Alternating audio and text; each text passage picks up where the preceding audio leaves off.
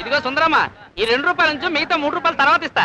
దొంగ సచ్చినోడా, ఇది వరకే 2 రూపాయలు బాకీ, మొత్తం 5 రూపాయలు ఇచ్చి కదులు. ఇచ్చి పెట్టావు కదా.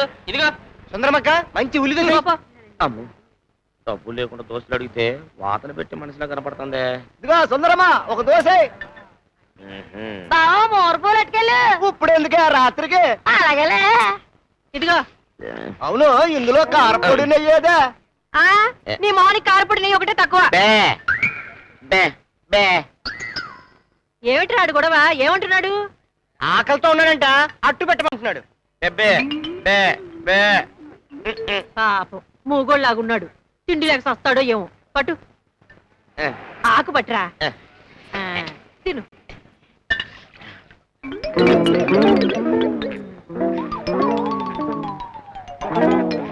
ఒరే మూగడా, ఆకలి తీరిందా? పాపం చెవుడు కూడా ఉన్నట్టుంది. ఒరే ఒరే, ఇదిగో. ఏమే సుందరమ్మ, ఆడికేమో ఊరికనే పెడతావు, మాకు అప్పిమ్మంటే అరుస్తావేటే? ఆడంటే మూగోడు, ఆడికి పెడితే పుణ్యం వస్తది, నీకు పెడితే నష్టం వస్తది. ఆ తర్వాత నేను ఈ పొయ్యి అట్టుకుని ఏడవాలి.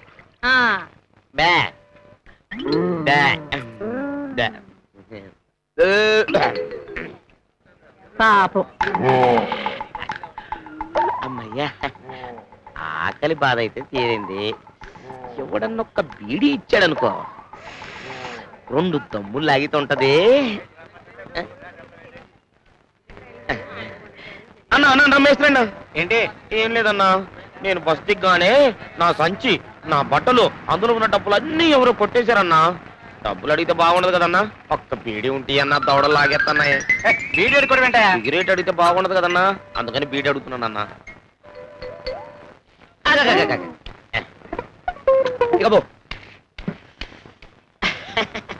ఆ అమాయకురాలు నా యాక్టింగ్ నమ్మేసి కడుపు నిండా దోశలు పెట్టింది. ఈ పిచ్చోడు నా మాటలకు పడిపోయి ఈ బీడీ ఇచ్చాడు. ఈ పద్ధతిలో బాగున్నట్టుందే.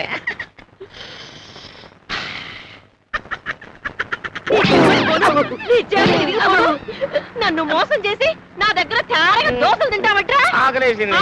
ఆకలేసిందా? నాకు నేను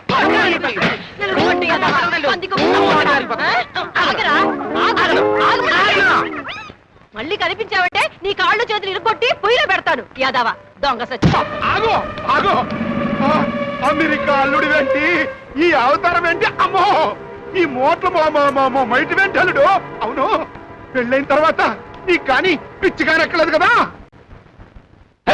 ఎవరై నువ్వు? కూలీ రాజాను పట్టుకుని అల్లుడిని పిచ్చి పిచ్చిగా అరుస్తున్నావు. నీకేమైనా లూజా? పిచ్చుకు ఏమైనా ఖర్చిందా? బాలుడి కదా అయిపోయిందంటే. ఎవరి ఫేసు? ఎవరు పాపంది? పిచ్చాసుపత్రి నుంచి పారిపోయిన శాల్తీలా ఉన్నాడు. నన్ను పట్టుకుని అల్లుడు అని పిచ్చి పిచ్చిగా అయితే ఈ పూటగా నన్ను అల్లుడు అనుకోని ఒక క్వార్టర్ మందు కొట్టించు బావా. పిచ్చి పిచ్చిగా మాట్లాడమంటే క్వార్టర్ మందు కాదురా, ఎలికల మందు తాకిస్తా.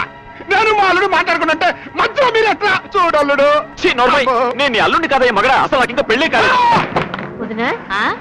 ఏమిటే గోలా? అవును, మన రాజులాగే ఉన్నాడు. ఒరే పొట్టు చూస్తూ ఉంటే నేను ఎప్పుడు వస్తాను? ఓరి దేవుడు,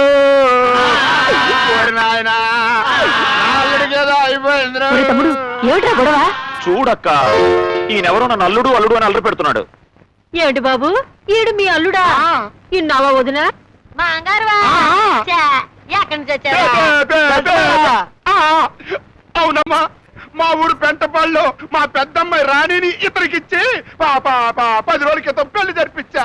చిలుక గుడ్డలు వేసుకుని దర్జాగా తిరిగే మా అమెరికా అల్లుడు అమ్మో ఇట్ట చెడ్డీ కనపడకుండా లుంగి ఎగ్గట్టుకుని మోటార్ మోస్తుంటే నా కడుపు దొరుక్కుపోతుంది.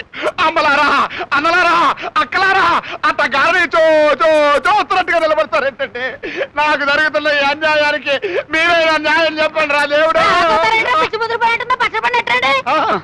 ఏంటయ్యా, బస్ స్టాండ్ అన్నాక ప్యాసింజర్లతో పాటు పిచ్చాలు కూడా వస్తారు. వాళ్ళు పిలిచారు కదా అని మన పొలం మనకు వస్తావా? వెళ్ళండి వెళ్ళండి, ఏంటో చూస్తారు, పంపించేయండి. ఆపోయా నీ గోళ, ఎక్కువ మాట్లాడావంటే కాళ్ళు చేతులు కట్టి స్టాప్ మీద పడతాను. పదక్క వెళ్దాం.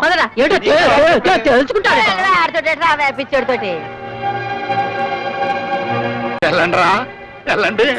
మీరందరూ కలిసి నన్ను పిచ్చోడి కింద కట్టేశారు కదా. రే నీ సంగతి తేలుతాన్రా. రాణి నా పువ్వుల రాణి నవ్వుల రాణి ఇక్కడున్నావా? ఆలస్యంగా వచ్చానండి కోపమా? నీకోసమని మల్లెపూలు తెచ్చాను. అయ్యటి నాయన చెవిలో పెట్టుకుంటా. అరే మావయ్య నువ్వెప్పుడొచ్చావు? నెత్తి మీద గుడ్డ ఏమిటి? మన చుట్టాలు ఎవరైనా పోయారా? చుట్టాలేంటి నాయన, మొత్తం మా గ్రామ కాపురస్తులే పోయారు. అది సరే, ఎప్పుడొచ్చావు? ఎలా వచ్చావు? బస్సులో వచ్చాలే నాయన. అసహ్యంగా బస్సులో రావడండి మావయ్య. ట్రైన్ లో ఫస్ట్ క్లాస్ ఏసీలో రాకుండా అట్టాగే వద్దాం అనుకున్నాను బాబు. రైల్వే స్టేషన్ లో అయితే తెలిసిన కూలీలు ఉంటారు కదా, అదే బస్ స్టాండ్ లో అయితే జరుగున్న కూలీలు ఉంటారని అట్టా వచ్చా. ఏమిటి రాణి, మీ నాన్న కూలీల కోసం ఈ ఊరు వచ్చినట్టుగా మాట్లాడుతున్నాడు. ఏమిటి రాణి, ఏమైంది?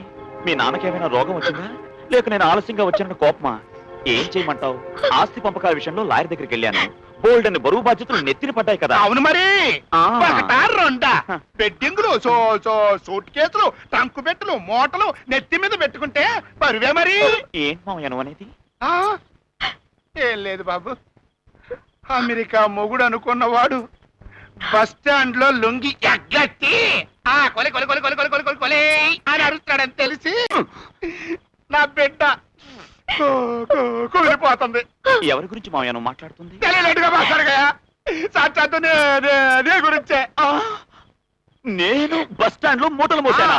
రాణి, ఇది అబద్ధం. నీకు చెప్పిన ఏ దరిద్రుడో, ఏ వెధవో, ఏ దిక్కుమాలిన వెధవో వాణ్ణి. నువ్వేమి చెయ్యక్కర్లేదు నాన్న, ఈ వార్త నా బిడ్డకి చెప్పింది నేనే, నిన్ను బస్ స్టాండ్ లో చూసింది కూడా నేనే. ఆగండి ఆగండి ఆగండి, ఇప్పుడు సరిగ్గా నా మొహం చూసి చెప్పండి. బస్ స్టాండ్ లో చూసింది ఈ ఫేసేనా?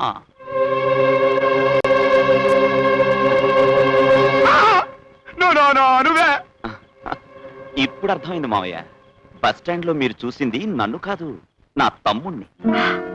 నీకో తమ్ముడున్నాడా? అవును మావయ్య, అమెరికాలో మా పరువు ప్రతిష్టలు పాడు చేసింది కాక ఇప్పుడు ఇలా హైదరాబాద్ లో తయారయ్యాడు. నేను చెప్పేది నమ్మలేకపోతున్నారు కదా. ఈ ఫోటో చూడండి.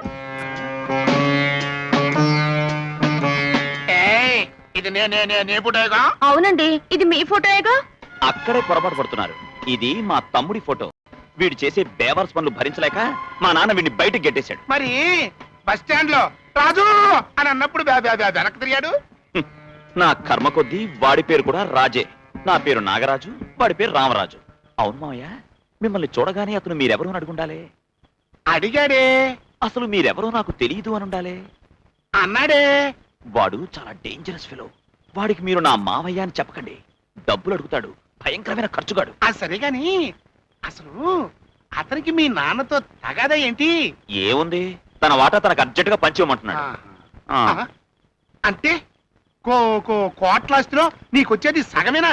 అంతే కదా మావయ్య, ఇద్దరు కొడుకులుంటే ఇద్దరికి చెరిసగమేగా వచ్చేది. రాణి, నాకు తమ్ముడున్నాడన్న నిజం నీకు చెప్పనందుకు నన్ను క్షమించు. మిమ్మల్ని అనుమానించినందుకు మీరే నన్ను క్షమించాలి. పదండి, భోంచెద్దురు గాని. సగం ఆస్తి తమ్ముడికి పోద్దా? ఎక్కడికి పోద్ది? నువ్వు పెద్దల్లుడివి, ఇతను చిన్నల్లుడైతే సగం సగం మొత్తం ఆస్తి నాదే. రేపు కాల్ షీట్ ఎన్ని గంటలకు? 9 గంటలకి. నువ్వు ఒక 8:30కి వచ్చావు అనుకో, 11 o'clock పంపించేస్తా. 10 గంటల కింద వచ్చేస్తాను. I'm very sincere you know. Hello Brahmam గారు, ఇప్పుడే ప్యాకప్ అయింది, బయలుదేరబోతున్నాం.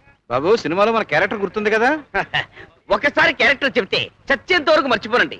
నాది అమెరికా తండ్రి పాత్ర. ఏమై కరెక్ట్? అబ్బా ఏమి జ్ఞాపక శక్తి. అందుకే ఇంత గొప్ప యాక్టర్ అయ్యావు. అవును, ఆ పల్లెటూరు మూతుపరి క్యారెక్టర్ ఎవరేస్తున్నారు? నేచురల్ గా ఉంటుందని ఒరిజినల్ పల్లెటూరు మూతుపరినే తీసుకొచ్చి వేయిస్తున్నాం. వెరీ గుడ్, చాలా రియలిస్టిక్ గా ఉంటుంది. అది సరే, మన డైలాగులన్నీ బాగా గుర్తున్నాయి కదా? డౌటా? వినిపించనా? ఒరేయ్ తప్పుకోండి. 1 సంవత్సరం బయటికి పోయి నీ రెక్కల కష్టం మీద సంపాదించుకుని నీ పెళ్ళాన్ని పోషించుకున్నప్పుడే నా కొడుకు అనిపించుకుంటావురా. అంతేగాని తాతలు తండ్రులు సంపాదించిన ఆస్తి తింటూ బతకడం గొప్ప కాదురా, గొప్ప కాదు. ఎలా ఉంది? పద్మశ్రీకి 2 కిలోమీటర్ల దూరంలో ఉంది. పదండి ఎక్కేయండి. అల్లుడు, అడ్డంగా మీ నాన్న కాళ్ళ మీద పడైనా సరే మీ ఇద్దరి మధ్యన ఉన్న గొడవలు పోగొట్టేస్తా. మా నాన్నంత తేలిగ్గా లొంగే రకం కాదు. ఏ ఎక్కడికి వెళ్తున్నారా లోపలిగా? మా బియ్యంకుని చూడటానికి. వియ్యం కూడా ఇక్కడే ఉన్నాడయ్యా. మన క్యారెక్టర్ గెటప్ బాగుంది. Original original. సరే ఆ డైలాగ్ అడి దగ్గర చెప్పి. ఒరేయ్, ఒక్క సంవత్సరం బయటికి పోయి నీ రెక్కల కష్టం మీద సంపాదించుకుని పెళ్ళాన్ని పోషించుకున్నప్పుడే నా కొడుకు అనిపించుకుంటావురా. అంతవరకు నా కళ్ళ పడకురా. అంత మాట అనుకోండి. ఎంతైనా మీ కన్న కొడుకు కొంచెం చూపిస్తే అట్ట. అయినా బయట ఏంటండి బాబు ఈ దుకాణం? మన ఇంటికి వెళ్ళి మాట్లాడుకుందాం పదండి. ఇంట్లోక అర్జెంట్ పని మీద బయట కడుతున్నారు. తర్వాత ఒరేయ్, ఒక్క సంవత్సరం బయటికి పోయి నీ రెక్కల కష్టం మీద సంపాదించుకుని పెళ్ళాన్ని పోషించుకున్నప్పుడే నా కొడుకు అనిపించుకుంటావురా. అంతవరకు నా కళ్ళ పడకురా. అదెంత పని అంటే నేను తోడుగా ఉండి అతని రెక్కల మీద అతను నిలబడేట్టుగా చేసి మీ ముందుకు తీసుకొస్తా. ఆ డైలాగ్ నీది కాదు, వాడిది. ఆ? వాడిని చెప్పమను. ఆహా. అల్లుడు అల్లుడు, నేను మధ్యలో మాట్లాడటం వల్ల ఆయన గారికి కోపం వచ్చినట్టుగా ఉంది.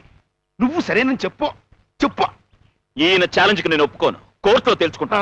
అంతకు తెగించావా? సరే, అయితే ఇద్దరం కోర్టులోనే కలుసుకుందాం. అలాగే. అల్లుడు అల్లుడు, నువ్వు ఆగవయ్యా. ఎలా యాక్ట్ చేస్తున్నాడు? పద్మశ్రీకి 1 కిలోమీటర్ ఉంది. రెచ్చిపో. అల్లుడు, ఒక్క ఏడాదే కదా, ఛాలెంజ్ కి ఒప్పేసుకోవయ్యా.